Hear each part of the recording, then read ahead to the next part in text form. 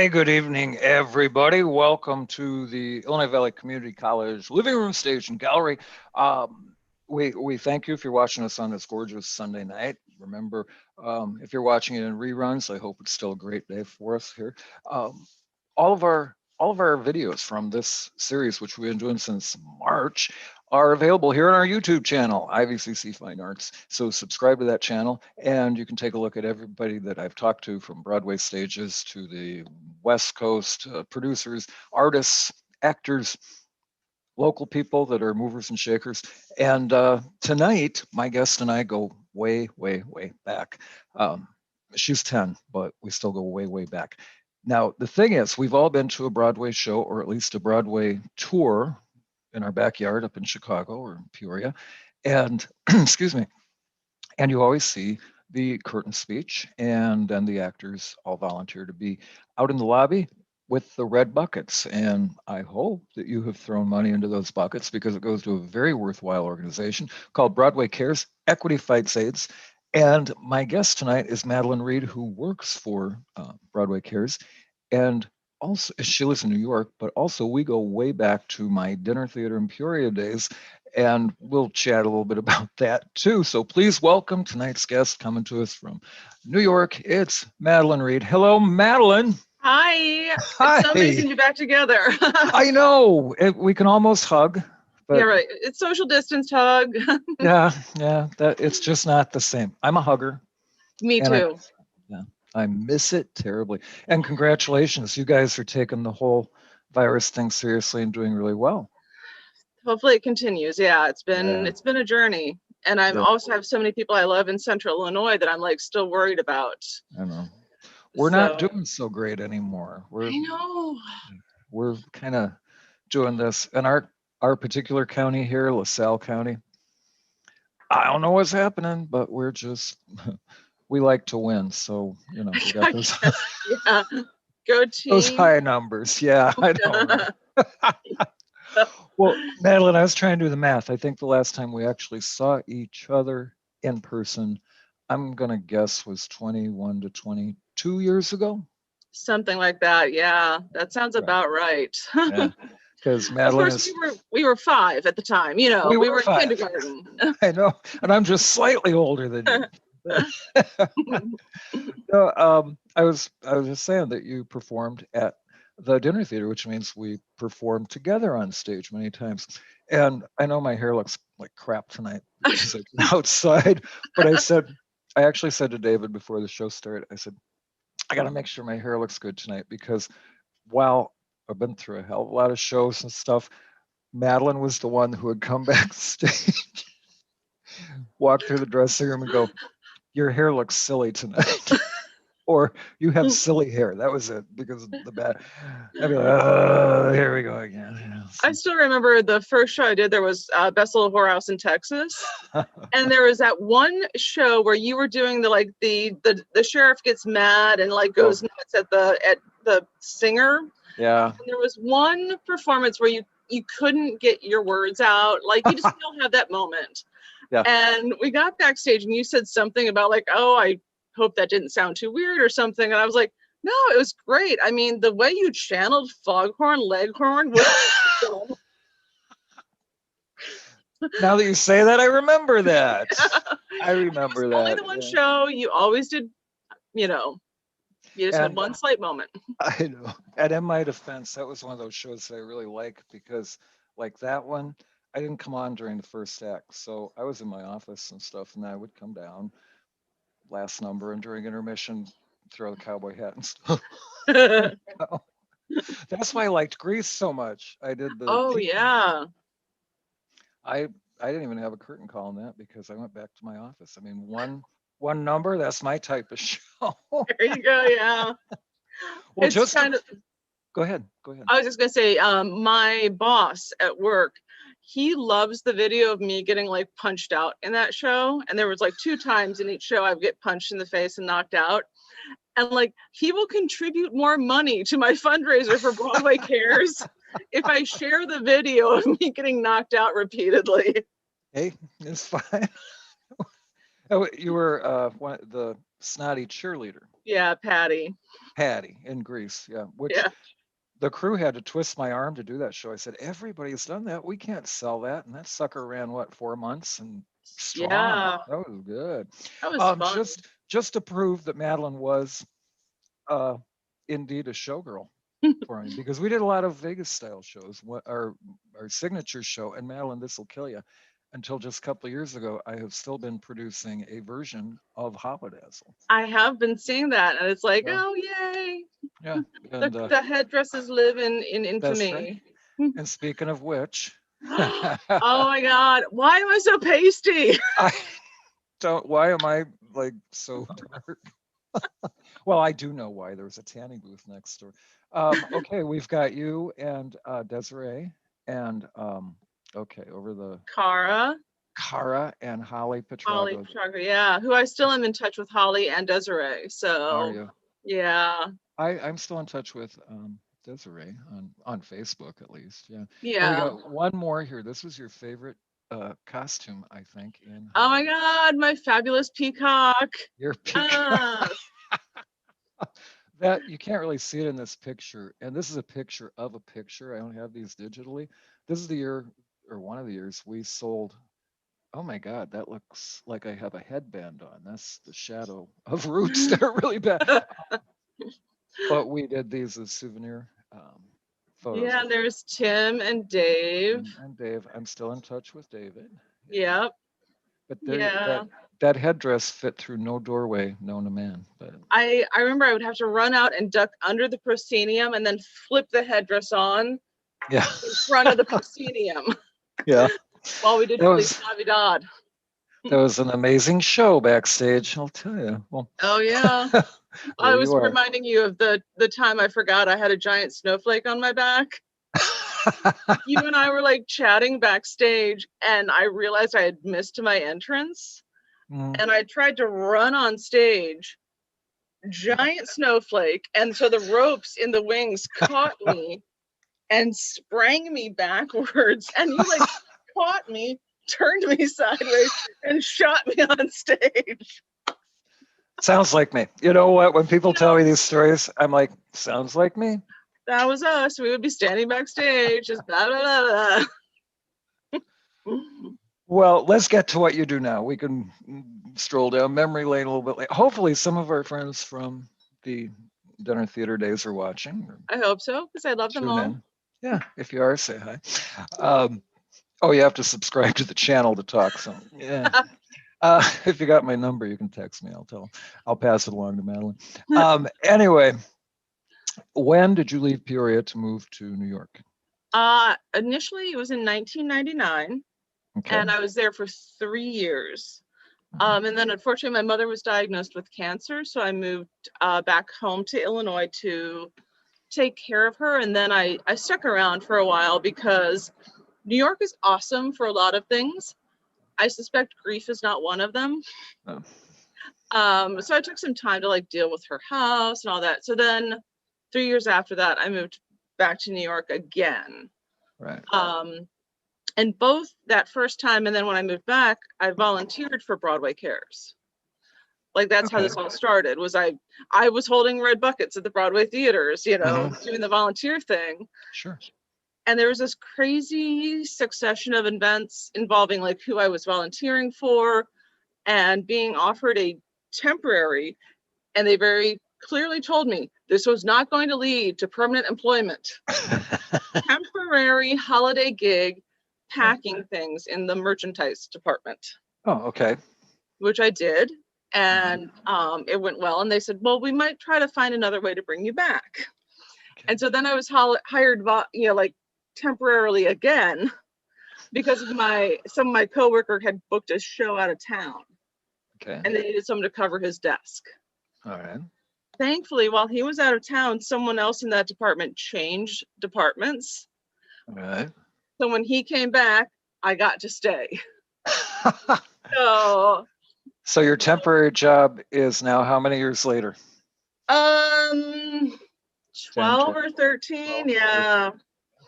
Well, that's one of those in the right place at the right time moments. Yeah, very, very, very much so. So But you yeah, love it. You I love it. do. I mean, everything you post is so passionate about the whole thing. Um, Give us a really quick rundown on Broadway Cares Equity Fights. It's just Um, so back the in like Reader's Digest version. the Reader's Digest is in 1987. The Broadway community was watching their friends and family members just be decimated by the AIDS epidemic, Right. and they wanted to do something. So first came there were two organizations, Broadway Cares and Equity Fights AIDS. And they existed Okay. separately until 92, I believe, when they joined together and became one organization that in those years since then, we have sent out over $300 million in grants Wow. to organizations that do things like meal delivery service for people who are living with serious illness. Mhm. Because actually the AIDS organizations were among the first to recognize nutrition is so important if you're fighting serious illness. Right. It affects your medication, it affects everything. Right. And so they started doing this. And of course, because they're all coming from a place of love, they Mhm. realized they can't deliver food to the person in apartment A who has HIV, but ignore the person in like apartment D who has cancer. So they Okay. began to like expand like who they were taking care of Sure. just organically, because you can't turn someone away because they don't Right. have the right illness. Yeah. Yeah. So yeah, we send out grants, and we support the Actors Fund a lot, which provides support for people in the entertainment industry who are facing financial crises like right now. Mhm. From March to now, we've sent out almost $8 million in emergency grants That's to people crazy. to help people dealing with COVID. Right. So yeah, it's hard not to be kind of excited that that's what you're doing for a living. Yeah. Yeah. I So know. I know. You're helping people, but I also know that Broadway Cares has also provided funds for flood relief victims, hurricane relief victims. Was the one that devastated Puerto Rico, or it wasn't? They were very involved with that, and the local communities, like Chicago. We see. I live closer to Chicago than Peoria when it comes yeah, to. It's a few miles further. We can get there so much faster. yeah, Um, but we go to a lot of the Broadway and Chicago shows, and they always talk about, in your community alone, we have donated such and such and such. So it has, certainly surpassed what it was originally meant to do. yeah. I think, as I said, it comes from this place of when you want to help people, you keep opening your heart a little further Right. for when there is a wildfire or a hurricane or a whatever. Yeah. That's You help. well, and I find the entertainment industry, whether you do it for a living or a hobby, overall, the people tend to be extremely connected and caring and willing to help a friend. Yeah, it's most of the time when we put on our events, our shows, I work the stage door to sort of as like the greeter to make sure people are checked in, et cetera, et cetera. Which means I'm in a position where I'm kind of low status, as it were. Yeah.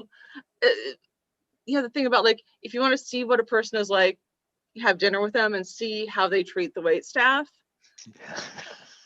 That's sort of where like my role in that is. And the people who come and do our shows are kind and gracious and lovely to the low status person who's just like, here's your credential, please go here. So it really That says a is lot very true. about them. It really does. It Yeah. does. Have you ever not recognized somebody and been left totally holding the chagrin bag? Or you probably know who's coming, right? Yeah, I'm given a list ahead of time and I try really hard to know. Yeah.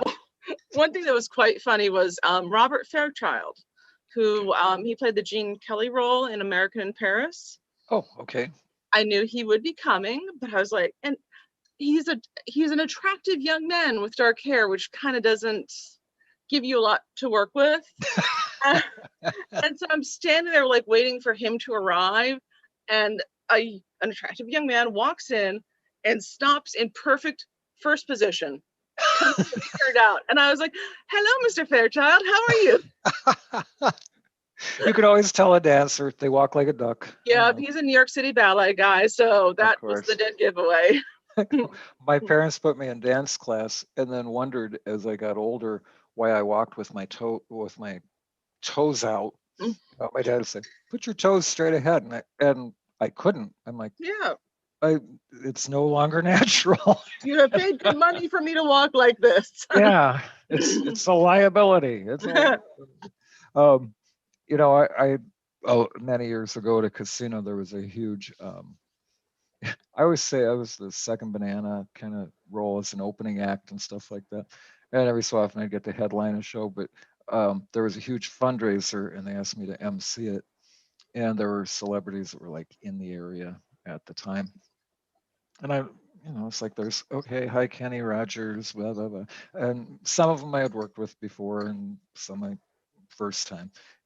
This lovely redhead came up to me and she had a sweater on and pants. She goes, "Do you know which side of the stage I enter from?" And I'm looking over and over my list of people that I'm expecting. And I said, wow, let's see here. And she goes, "Cassandra." And I said, "Oh, sure, Cassandra, of course." And there's no Cassandra. And she goes, "Oh, wait, look under Elvira." It was Cassandra Peterson. Oh my God. Who My plays? boss would kill for that. He is a fan. She's lovely. We had dinner afterwards and we compared old horror movies that we're both fans of and stuff. She's just a very cool. You know what? Halloween's coming. Go on YouTube and look for Elvira's number, Great Big Pumpkins. You will enjoy it. I will check that out. Yeah. All right. Like, yeah. Go ahead. I was just thinking about like my boss and how we all get along is we have a lot of Zoom calls because most of us are working from home. Yep. And when we do, he almost always is in front of his Faster Pussycat Kill Kill poster. And I'm like, this is why we get along. Mm-hmm. Yeah. I know. Many of my friends have very dark senses of humor, so I find that comforting and unnerving at the same time. But yeah, always helps to have an accomplice. Now we're on with Broadway Cares Equity Fight Saves. We know about the red buckets and the collecting and the wonderful speeches that they do after the shows, explaining it very well, which is usually done by the lead in the show, which is great after a grueling performance, 8 a week. But that can't be the only way you raise money. No, and I'm actually amazed we are managing as well as we did because the Broadway Theater shut down March 12th. Mm-hmm. We were about 1 week into our 6-week Red Buckets, right? Which last year raised $6.5 million. And I honestly thought, like, are we gonna come through this? Like, are we gonna survive this? And the team has been so incredible. They've found new ways to raise money, new avenues to explore, like Zoom shows, all these new and creative things. And for quite a while, my world, the eBay department was completely shut down because I kind of have to go to the office at least a couple days a week to deal with the physical stuff. Mm-hmm. And so at a certain point they said, I kept going like, okay, well, I could come back if we do this, that, and the other thing, or I could restart if we do this. And I was kind of like really working to get back on board. Right. And when they said, okay, start eBay back up, I was like, okay, I may have just made it. Like, I was just like, oh my God, what did I just do? Like, because I started getting emails about like, well, what are your target dollar amounts and things like that. And I was like, no one has ever asked me this. Normally this like weird little eBay island where I just like sell things. Yeah. Oh, geez. Did you have all this stuff delivered to your apartment? No, we had to wait until I could go to the office and be like, yes, here's my banjo signed by the cast of the play that goes wrong. But they said so the eBay, thing. You get, so that everybody understands, you put out calls to people in the entertainment world, and they respond in kind with um, autographed posters. I know I have a Chicago poster Yep. signed by BB Newworth, and that was one of the auction items. Um, you can tell how long ago that was, but you get all kinds of unusual things to auction off as a fundraiser. Yeah. Part of that is when the shows do their red buckets, they'll sign posters and playbills. And if they end the season with any leftovers, they bring them over to us. And then great things happen, like actors who have opening night gifts that they Okay. just don't have room for anymore. We'll sign them and send them to us. Or when a show closes, people will take down the stuff from their dressing rooms Mhm. and sign it and send it to us. So we did like really cool and kind of unusual things, What's the like most unusual thing you ever got? um, a toupee, a toupee that was cut from a show while it was out of town before it hit Broadway. And who wore said toupee? Harry Groner from Oh, On Your Toe, no, from Crazy for You. yeah. Okay. It was going to be Bobby's toupee, and it got cut while the show was in DC.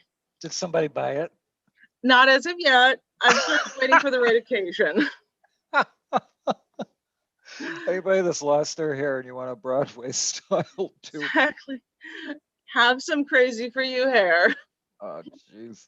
So now you were telling me a little bit before we went on the air about the auction that usually takes place in Schubert's Alley. Tell us about that and how that's changed this year. Yeah, normally the second or the last weekend in September, that Sunday, we have the flea market and grand auction, and we take over Schubert Alley and 44th and 45th. It's a huge area there. Yeah, tables and tables and tables, and then an all-day silent auction, and then we end with a live grand auction, and none of that can happen. Yeah. So the solution we've hit on is the silent auction will be through a separate auction site. Okay. The live auction will be on Zoom, and I will be doing sort of what I'm calling flea bay, where I'm trying to take some of the things that are, because we need to acknowledge and be grateful to the people who come to the flea market with a $20 budget. Exactly. Like, it's not all about these big auction items. We love the people who just want to find some cool playbills or something for $10 to $20. So I'm trying to make that happen on eBay while working in the fun of the super find. So like I'll sell a stack of playbills, but what you don't know is like one of them is a signed playbill from Be More Chill. Like I just try to slip the little surprises in Right. so that someone spends $20, gets a Finds gold. Yeah. yeah, exactly. I want people to find that gold that they would find if they were there in person. I think it's important that it have that element of excitement and Yeah. discovery, Yeah. That's a while at the great same time, saying thank you, and we wish we could be in the alley selling you things, and please, we'll be back next year. idea. Here's us. I know. Yeah. Everywhere. I keep hearing about the experimental shows they're doing here and there. Like, the Godspell show that's in Philadelphia or something, or a summer stock someplace where all the actors are in little plastic shields and they move around the stage and it's a non-contact and they're doing it in a tent and only 50 people. And, I admire their moxie, but I think Yeah. experiments should maybe be left in the lab. I'm not willing to take the risk. Yeah, it's so and it's so scary because just speaking from my point of view, I have a lot of stuff to sell on eBay, but it is finite. Yeah. And if until Broadway comes back, there's not going to be a lot of restocking that. True. So, I'm trying to parcel things out a little more carefully Yeah. to create longevity. Well, understandable, but the need is there and the stuff is needed. But if the show's not running, the stuff isn't being generated. entertainment is taking such a hit. Everything's taking a hit. Yes. Entertainment just came to a screeching halt, and there's really not a lot of answers for us. And I feel so badly because I have friends who did like the smart thing where they developed a second skill. Like they're Oh, performers, but they went and they got their degree in yeah, like they went to cosmetology school so they can be union hair and makeup, or they developed the skill of needlework so they can do wardrobe, or they've learned to be stage managers. So like they did that thing. They got the second backup job, which all boy. disappeared. Yeah, I know. I know. Well, and so many people were in rehearsals for things and everything from high school shows that the kids are heartbreaking, broken, to Broadway shows that everybody's really looking forward to, and tours coming into the city here. Um, One of my earlier guests was Eric Chambliss. He was the Bob Guadio of the Broadway tour of Jersey Boys. Good Oh friend of mine. yeah. And they were in, oh, I cannot remember what city they were playing, but on those tenuous days, it's like, yeah, yeah, we're going to do the show tomorrow matinee and tomorrow evening. And they showed up for the matinee and they're like, no, go home, guys. Yeah. And for some of them, they don't. I was talking about this with someone the other night. A lot of touring performers don't have a home. Right. If they're on the road long enough, they don't bother having an apartment to go back to. I know. And sadly, in Eric's case, they were, he and his fiance was out on excuse me, My Fair Lady tour, I think it was. And so they were going around the country in different places. And so they sublet their place in New York. And then this hit, and they both came to this area because at the time it seemed extremely sensible to not be in New York. Mm-hmm. Um, and so they were here. In the meantime, their rent was piling up for an empty apartment in New York. It was such a vicious Yeah. circle. All right, so Brutal. tell me about the. Now we've mentioned shows that they do, and the Zoom thing. We're all looking at that, and the online shows, and you can only be so creative, but we're all charged with being uber creative. And this here, you had to go online. Is it still watchable, the Stripathon? Can you still look at find The it? Zoom in Broadway Bears. Yes, it is on our BCFA YouTube Okay. channel. All right. Hmm. We're going to get to that. But is that one of the biggest live fundraisers you have, the Stripathon? It is actually. It's such a point of pride for us because for Broadway Bears, there's a few ways that the show raises money: tickets, the And Stripathon. just for clarification, Broadway Bears is part of the Stripathon? It is the show that is part of the Stripathon generally leads up to the show, Okay. which is the All right. Broadway Bears is the big burlesque show that we do, Right. and Okay. dancy, closey offy, um, and like last year, Broadway Bears made $2 million, and the Stripathon raised more money than the ticket sales, the sponsors, like the Stripathon participants. We are in it to we have such ownership of it. It's like, this is our thing. Like, we raise money. And for me in particular, it's like this is why you let me hang with the cool kids. Because like, if you see videos of Broadway Bears, I mean, hello, stupid hot, like so stupidly hot these people are. Well, and 20, they're dancers. They're dancers. Yeah, Of course they see, are. Here you are with, who is this now? that is Norm Lewis, the first Black Phantom on Broadway. Mhm. Originated the role of King Triton in The Little Mermaid on Broadway. And I got to rip his clothes off because apparently Santa got my letter and I had been very good. Real quick, I'm going to interject here. Chad just said that Holly Petrago said, so fun to see you both. Take a walk down memory lane and hear more about Broadway Cares Equity. Fight Saves, Oh, big virtual hugs to both of you. Hi, Holly. I hope you're safe. yeah, I'm so glad we get to connect every once in a while on the social medias. And I really hope that film starts up again in California really soon. Right, right.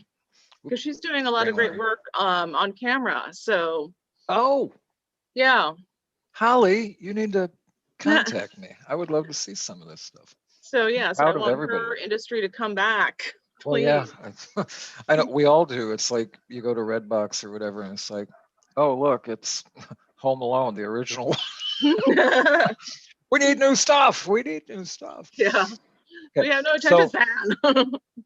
so now we have another one of you, and also something revealing. Who is this gentleman? This is Jerry Mitchell, Tony Award winner, choreographer of Hairspray, director of Kinky Boots, and creator of Broadway Bears.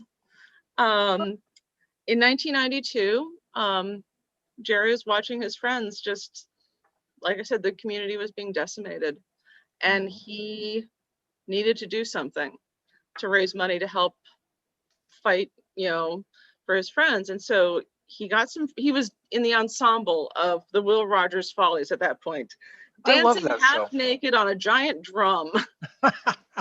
And he got some friends together and they each choreographed like a little 2-minute dancey, and they went to Splash and were told, like, okay, you can do your little dance on the bar, $10 a ticket, let people in.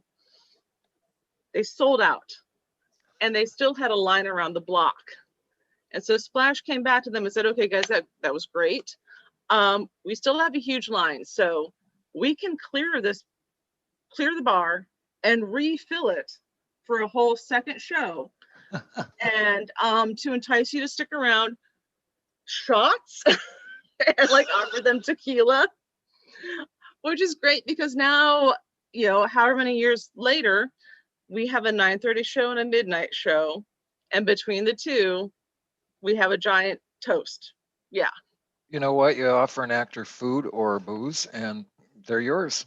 Yeah, pretty much. So Now, what year was this that started roughly? 1992 was the very first Broadway Bears at Splash. And that has never missed a year until now, obviously. Until now, yeah. And that was supposed to be our third, like Broadway Bears 30 was kind of like a big thing. And we'll do it next year. And it'll be awesome. I know. I kept thinking, oh, the Roaring 20s. I always said I was born, too late. I always loved the Roaring 20s. I was like, oh, this sucks. Yeah. So when you dress up, like in something we're going to see here, this is for, there is the traditional drink, right? Yes, that is us with our traditional tequila. Interestingly, that outfit I'm wearing is what I started the number with.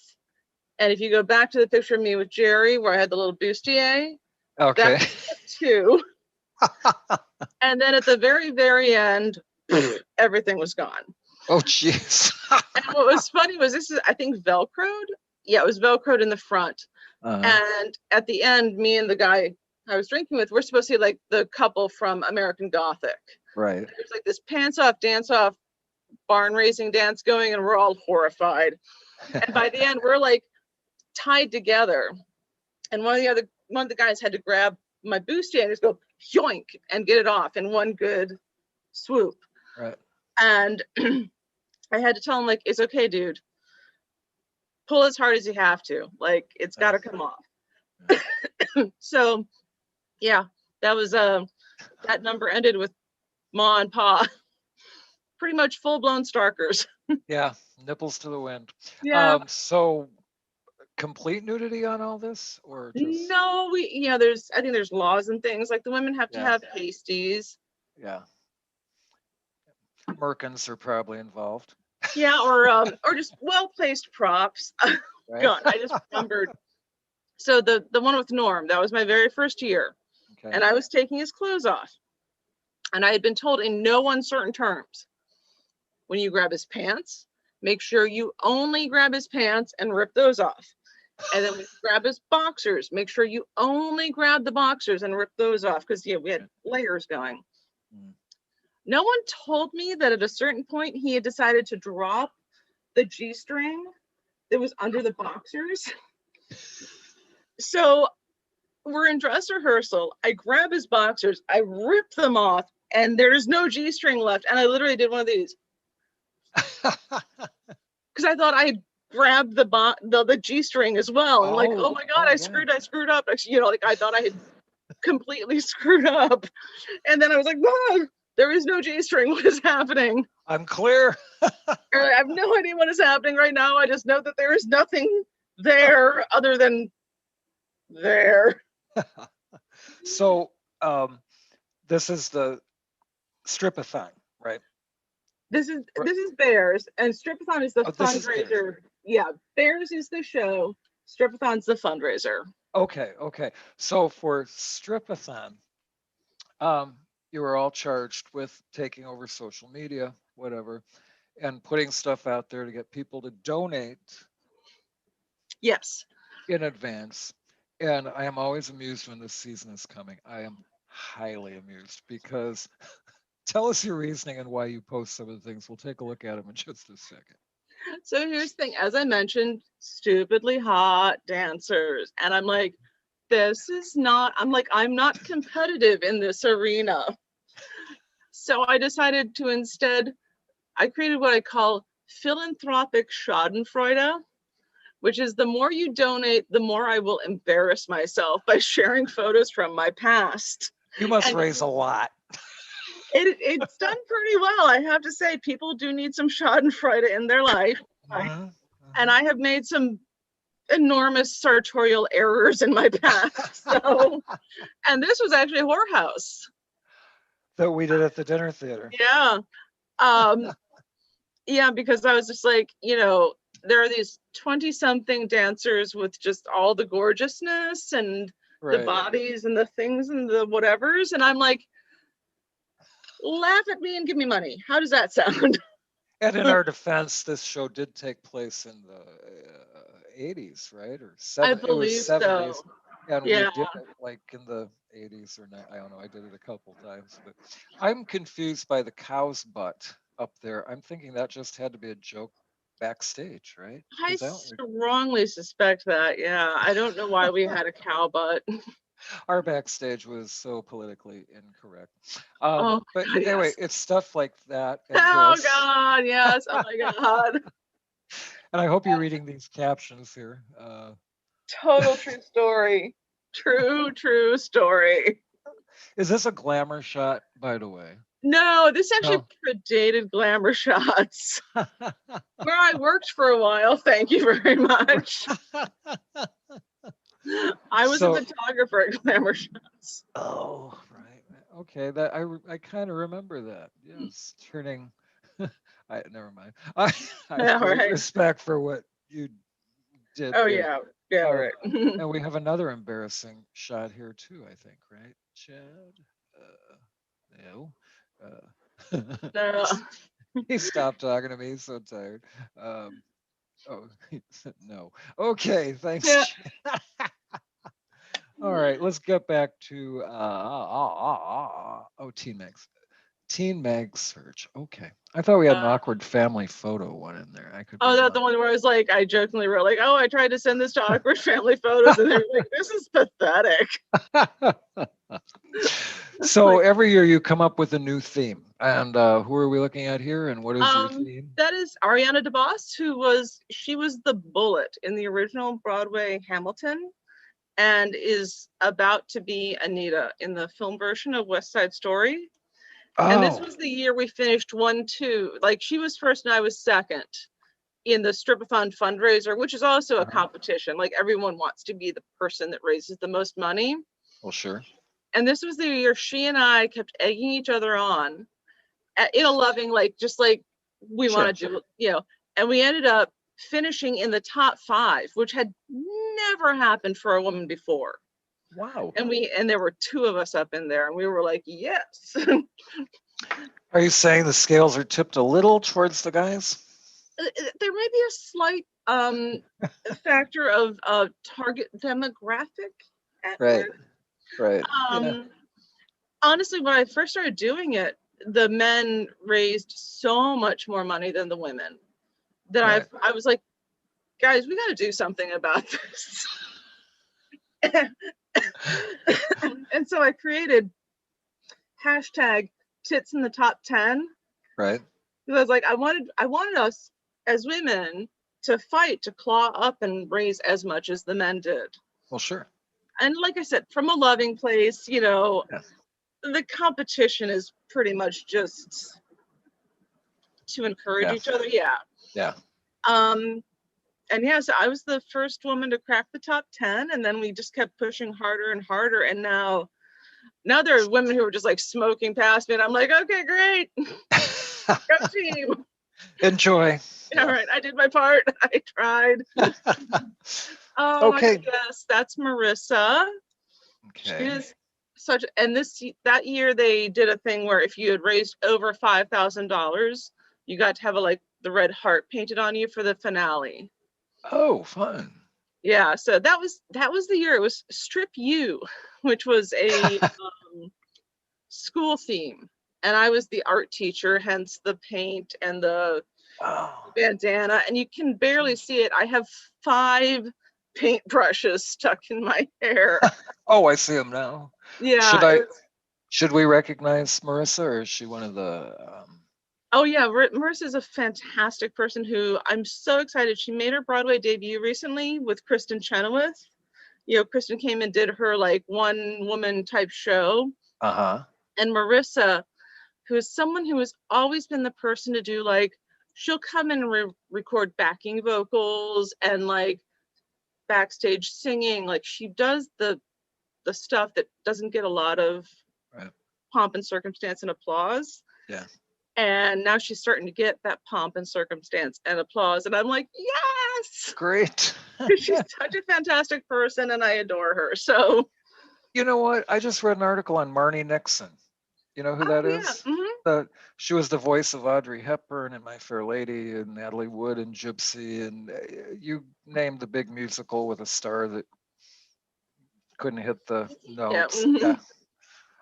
And she did all the lip syncing. And all these years later, it's like, wow, that woman should have been recognized for her contributions, a special posthumous Oscar or something. But yeah, those are some of that stuff. It is thankless, but it paid off for her. Yeah, and I'm hoping it really continues to. I was joking with her because in our show in December, which is the Red Bucket Follies, the opening number was all about people who made their Broadway debut that season.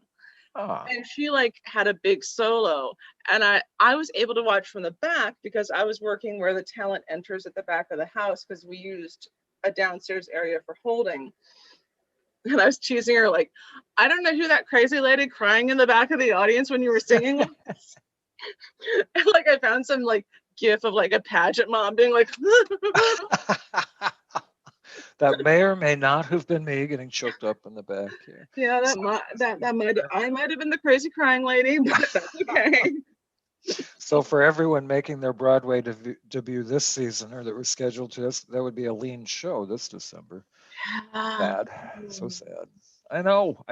It's like none of us know what to do with that. But yeah, and do you find your sense of time is all wacky? Because on the one hand, December seems way too soon to be able to make any plans. Right. And at the same time, so far away. I'm just I don't know what time is anymore. I know. The placement of time has become really esoteric for me. And I was in the middle of directing, choreographing Legally Blonde, and great cast, great show, and it's and I didn't take the cancellation all that hard. I know a lot of the cast did, but it's well, we got to do what we got to do for now, and then for now turned into okay, and now all the classes are online at the college, and the theater's sitting there, empty, and the direction I get is, well, you're going to have to be creative. So finally, we've got some stuff coming up here to involve our theater majors and the people who just do it for us, that just like doing it. But yeah, everybody's, what day is it? What time is it? What season is it? I find that. Yeah, someone posted something about what day is it, and I was like, dude, you could tell me that tomorrow was Things Day, the 11th of November, and I'd just be like, sure. Okay. Yeah. Most worthless purchase ever, a 2020 planner. That was right. And you can tell how I got a little stir crazy because I have purple hair now. Oh. because I should not be given time on my hands and access to the internet. I I found myself watching too much news, reading too many comments, and it's like, I gotta take a walk or something here. Yeah. We got more pictures here, I think. Did we show Ariana? We did, right? Yeah. And the competition. So, all right, this is Judith White, right? Judith Light, I love her so much. I swear Oh. you've not lived until you've heard her do the post Bears speech to remind everybody that safe sex is hot sex. Just listen, like hear in your mind Judith Light telling you that. And she always buys like these really extensive like ticket packages for people she knows and loves who she knows they love bears. So she buys the packages so she can like take them backstage and give them this full experience. And I'm like, you are such an amazing person. I love you, Judith Light. That's cool. What was she in recently? She was in on Broadway. She was in Other Desert Cities on Broadway a few years ago, and she just did that Netflix series, The Politician. Oh yeah, that with Ben Platt. But I knew on stage she had fairly recently been there. I love this photo for a kind of a weird reason, but our executive director took this from backstage. At the end of the shows of Bears, we sort of sit down and they make speeches about what we've done and what the money and the things and the other. And I was probably watching Judith Light at this very moment. And the fact that our executive director like saw me out there and took the time to be like, I want to capture this moment of her being so excited and involved in what she's seeing. Right. And he like sent it to me and I was like, God, I love this place. I love working here, you know? So yeah, that matters. I love that picture because it was taken by the person who runs Broadway Cares, who took time out of waiting for his big entrance to take my picture. That's now what theater do you use for the big show? Hammerstein Ballroom. Oh, okay. We were at Roseland for years, but unfortunately Roseland is now condos. They tore it down, demolished it. That's fun. So we moved to the Hammerstein, which, so yeah, I think we have like 3,000 seats or tickets. It's huge. It is huge. You said, I don't think we have a picture of this, but you said you got to do the opening number of the show with Kristin Chenoweth, right? Oh yeah, that was Stripopoly, the year of the Monopoly theme. Okay. And the opening number, we had Kristin Chenoweth and Vanessa Williams were like the two lead vocalists. And Ewan Morton, who was in Taboo, he was Mr. Stripopoly. Okay. And that actually was probably one of the craziest like life backstage stories I have from Broadway Bears, which was, so we had showgirls who were all the different Monopoly game pieces, like the Scotty dog, and they were all like showgirls, super graceful, all the things. And I was the last one to come out, and I was the Monopoly piece that doesn't actually exist anymore, but it was a giant cannon. Oh, we do have this. Go ahead. Yes. So that was me with my thing. And the plan had been, first off, the joke was that like all the other showgirls were like tip, tip, tip. And I was like, what? Yeah. Like, here comes this showgirl who's like, whatever. And the plan was that Ewan would introduce me and to be talking about me. And then I would smack my butt and fire the cannon, like the flag would come out that says bang. Right. Well, we didn't have the cannon until the day of the show. And so between the tech and the dress, I had to go to Tony Award nominee Ewan Morton and say, so Ewan, it turns out my crotch cannon requires 2 hands to fire. So could you smack me in the butt and then I'll fire with my hands because I can't smack myself on the butt and fire it with 1 hand. And he was like, okay. So yeah, like I never thought I would be like asking someone, I'm sorry, can you smack my butt because my crotch cannon takes 2 hands. Not someone, a Tony Award nominee, yeah. Totally casual. And we have one here. Everybody knows this guy from Glee, but he's got quite the stage background. Oh, This one raised more than a few eyebrows when I posted it on our Facebook page. We have Matthew Morrison here, right?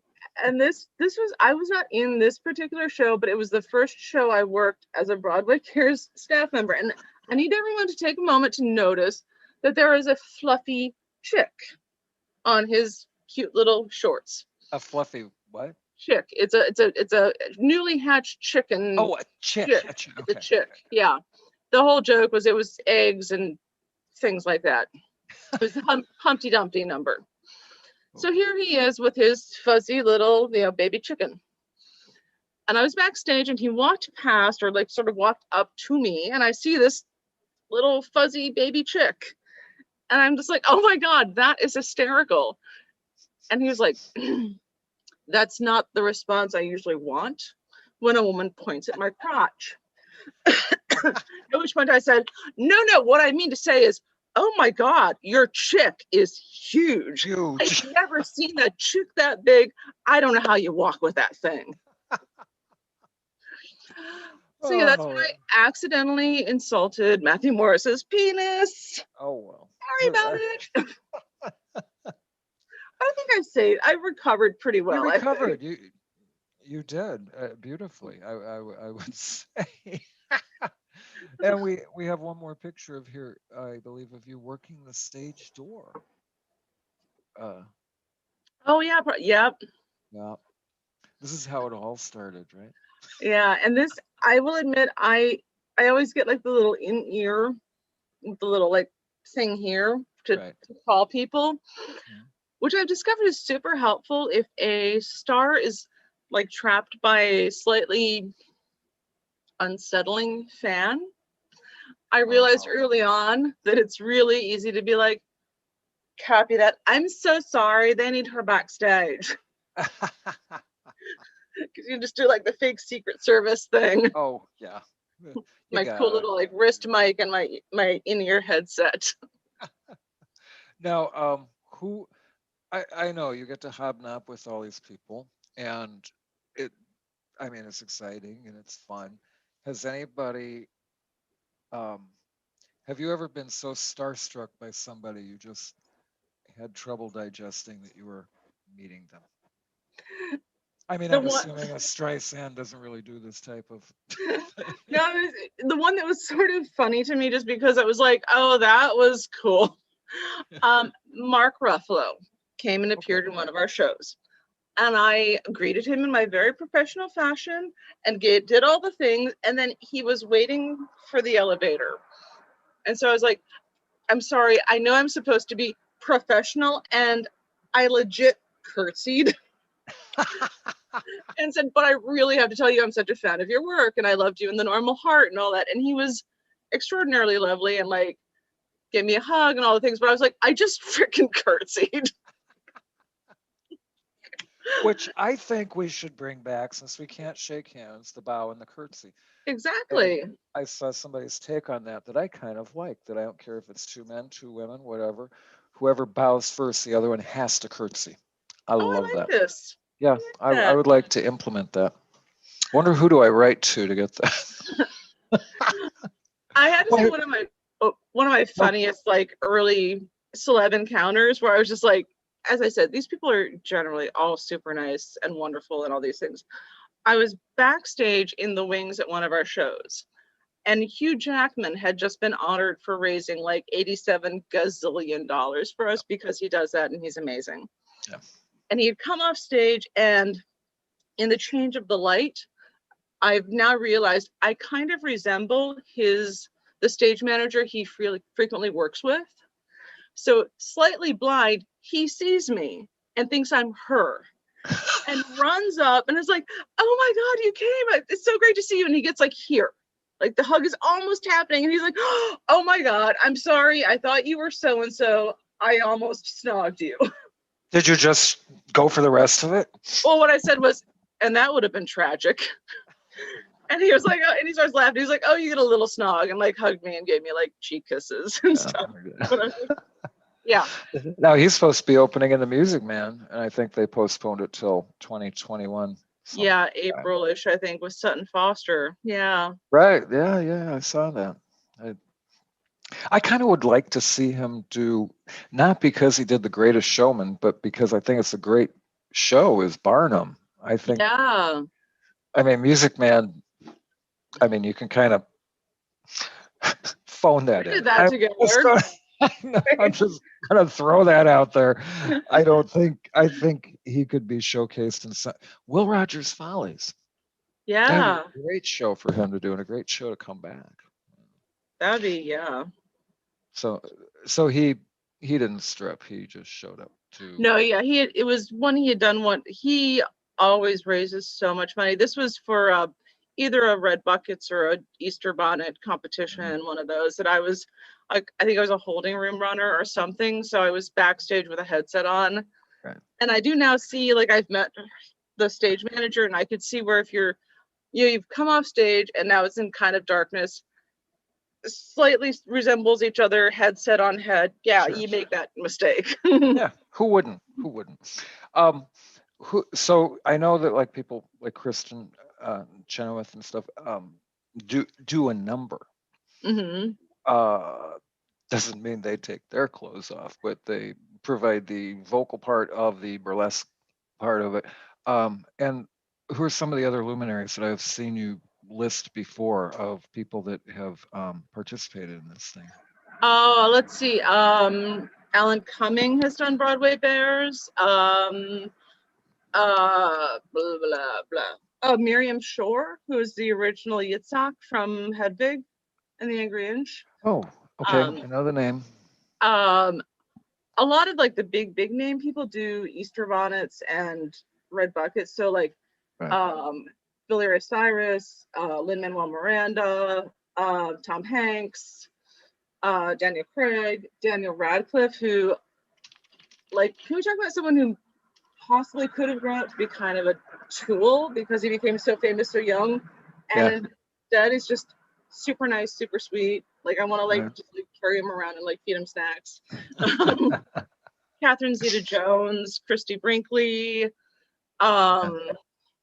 Yeah. Just a who's who. Yeah, pretty much. Who's who. Yeah. We have I can't guarantee if the video is going to stall or not, but we have a short video of the finale of Broadway Bears. What year was that? This 2019. year? Yeah, Okay. 2019. Oh, 2019, last year. Little did we know. Yeah, right. This is with Alex Newell, I believe. And I'm in there dancing. And we loved it. We got to do, like, the dirty dancing coming up the aisle.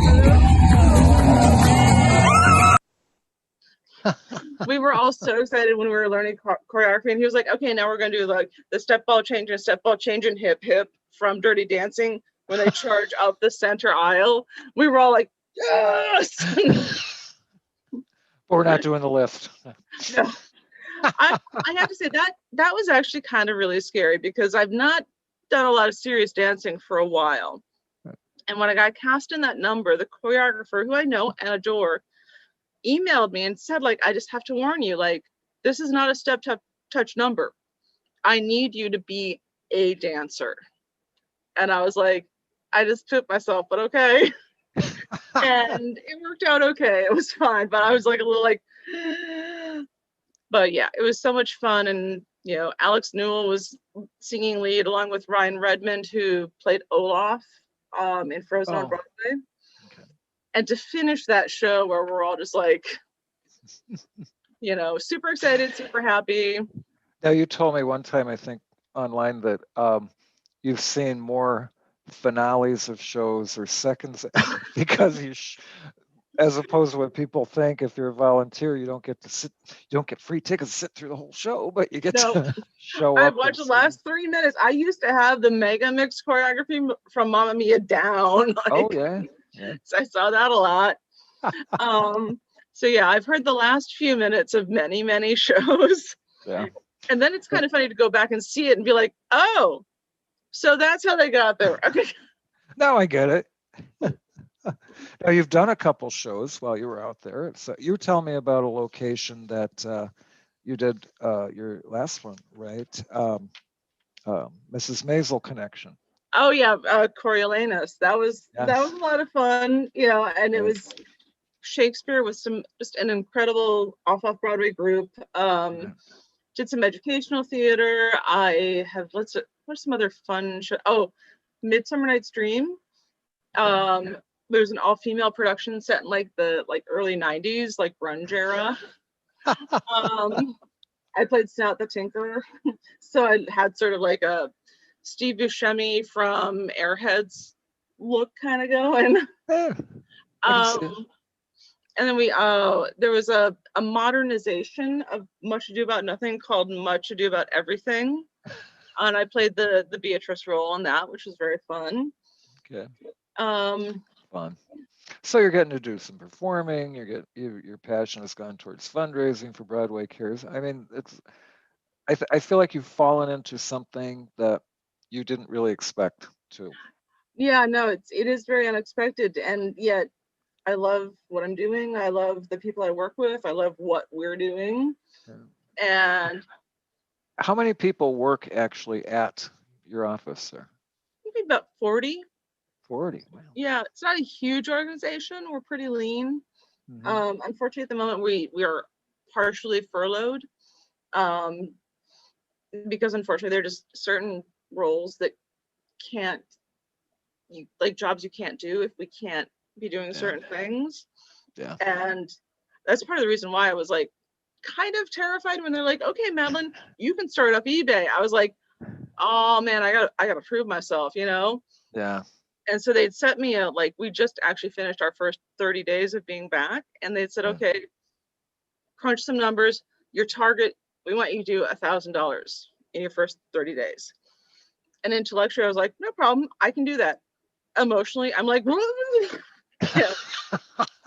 And you live in Queens, right? Yeah. And so you've got a subway ride, which is the scariest part, I imagine. yeah. And also I just was like, what if I had completely lost the ability to sell things and no one buys anything and 30 days ends and I've made $5 and instead I just did my numbers and I ended the 30 days at $12,000 through eBay. So wow. You overachiever, you. it was such a relief because I was like, oh my God, have I made a huge mistake pushing them to let me reopen this, I was in the garage the other day. I was like working. I've become really domestic while I'm, just kind of waiting for snow. And I was trying to work on the door there a little bit. And I don't know, I had music on and I started kind of doing this. And I'm like, I haven't danced since I choreographed something in, Elf last November, December. I was like, have I sang? I don't think I've sung a note. Of course, I never did between shows. People would say, oh, you must sing on your car all the time. I was like, no, not really. Yeah. We are going to put up the website and also another America's Most Embarrassing Pictures. But this is Madeline happy to embarrass herself again online. And it includes the BroadwayCares.org link and how you make it count for Madeline with the /Madeline. The Emerald City lady from Wizard of Oz there, bitch stole my look. I mean, that blush is something, I gotta say. That is something. Look at how adorable you are. Oh, that What was I'm in not seeing Ohio. here. Oh, that's right. You're from Ohio. I'm not Yeah. seeing the link on here unless I'm seeing it differently. No. But that link, we will post it along with the video.